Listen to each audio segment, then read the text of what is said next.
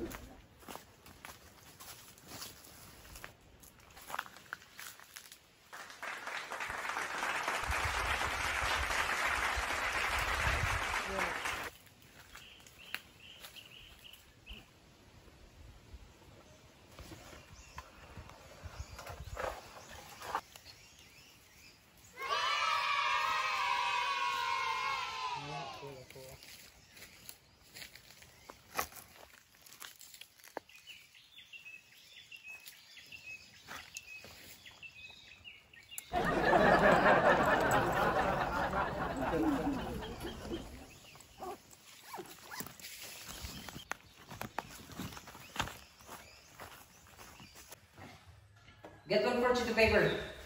Oh no!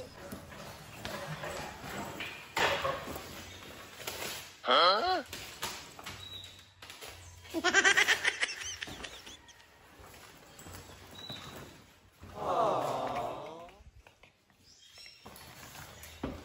Number 1. It is the energy of an object in relation to its motion or position. It is the energy of an object in relation to its motion or position. Number 2. It is a property of a material that allows it to go back to its original size and shape after a deforming force has been applied to, then removed from it. It is the property of material that allows it to go back to its normal size and shape after a deforming force has been applied to, then removed from its position, given by the change in length.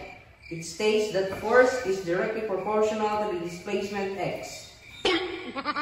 It gives the relationship between the force used to deform, stretch, or compress a spring and the displacement x from the equilibrium position given by the change in length.